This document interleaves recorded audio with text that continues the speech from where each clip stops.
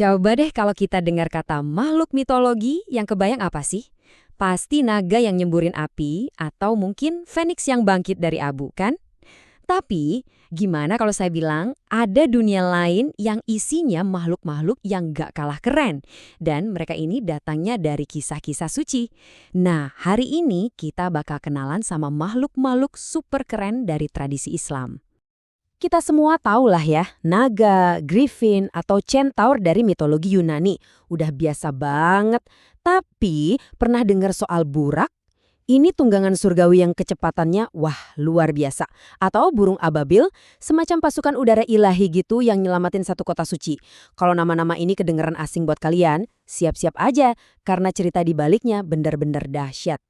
Oke, tapi sebelum kita makin jauh, ada satu hal penting banget yang perlu kita lurusin dulu nih. Pas kita pakai kata mitologi buat cerita-cerita ini bukan berarti kita ngomongin dongeng pengantar tidur ya. Bukan. Buat jutaan orang di dunia, ini bukan fiksi. Ini adalah bagian dari iman. Intinya gini, bagi mereka yang meyakininya, makhluk-makhluk ini tuh sama nyatanya kayak kita mikirin malaikat gitu. Mereka bukan cuma simbol, tapi beneran pemain dalam sebuah drama kosmik yang besar. Masing-masing punya peran dan tujuan dari Tuhan. Nah, dengan pemahaman ini, yuk kita mulai petualangan kita.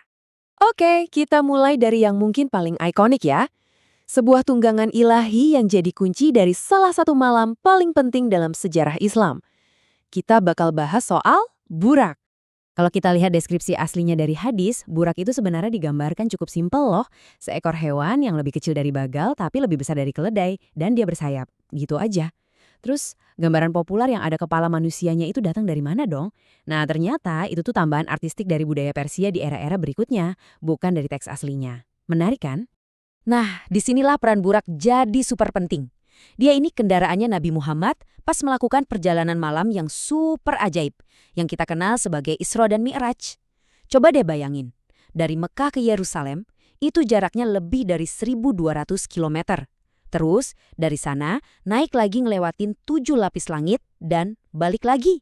Semuanya cuma dalam satu malam. Jadi jelas, kecepatan burak ini bukan kecepatan biasa, tapi kecepatan ilahi. Tapi perjalanan sekeren ini tentu ada tujuan yang jauh lebih besar. Misi utamanya adalah untuk menerima perintah sholat 5 waktu. Ya, perintah sholat yang sekarang jadi tiang utama ibadah buat miliaran muslim di seluruh dunia. Ini bukti kalau burak itu bukan sekadar taksi surgawi. Dia adalah fasilitator momen paling krusial dalam teologi Islam. Oke. Dari perjalanan ke langit, sekarang kita pindah ke medan perang. Sebuah cerita yang dramatis banget tentang gimana kekuatan yang kayaknya nggak mungkin bisa kalah, malah dihancurkan sama pelindung yang nggak disangka-sangka datangnya dari langit. Ini dia kisah pasukan burung ababil. Jadi ceritanya begini, ada seorang penguasa namanya Abraha. Dia sombong banget, terus mimpin pasukan gajah perang yang super besar buat satu tujuan, ngancurin Ka'bah di Mekah. Ya, kalau dipikir-pikir di atas kertas sih udah jelas siapa yang menang kan? Pasukan militer raksasa lawan sebuah bangunan batu. Tapi pas pasukan Abraha ini udah mau nyerang, tiba-tiba langit jadi rame sama sekawanan burung yang belum pernah dilihat sebelumnya. Itulah ababil. Tiap burung ini bawa kerikil kecil dari, seperti disebut di Al-Quran, tanah liat yang dibakar. Kerikil ini mereka jatuhkan dan pasukan yang tadinya perkasa itu hancur lebur, sampai digambarkan kayak daun-daun yang dimakan ulat. Kejadian ini saking dahsyatnya, tahun itu sampai selamanya dikenal sebagai Tahun Gajah. Dan tahu nggak sih yang paling bikin merinding? Keajaiban ini terjadi di tahun yang sama dengan tahun kelahiran Nabi Muhammad. Kayak langit tuh lagi ngasih pertanda kalau sesuatu yang sangat besar akan segera datang. Oke, kita udah lihat masa lalu. Sekarang yuk kita lompat jauh ke masa depan. Tepatnya ke akhir zaman. Dalam tradisi Islam ada satu makhluk yang munculnya bukan buat ngingetin sejarah, tapi justru buat mengakhirinya.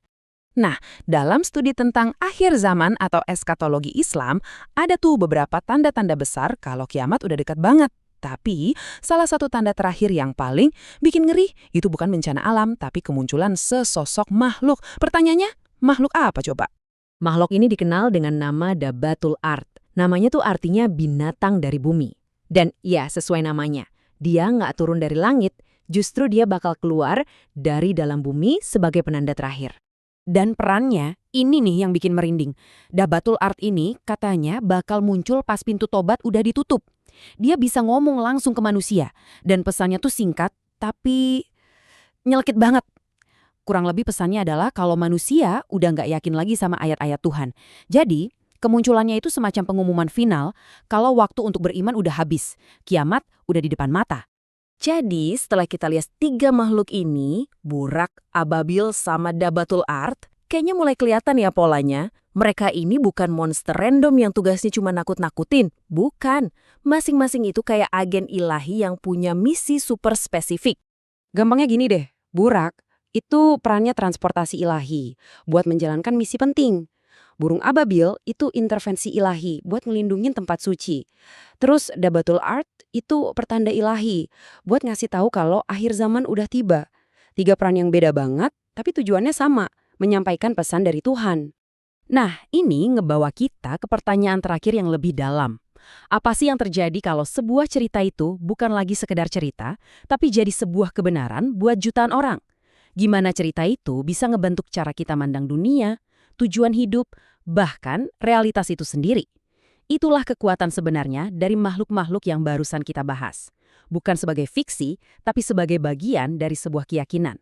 Makasih banyak udah ikut menjelajahi dunia yang luar biasa ini bareng saya.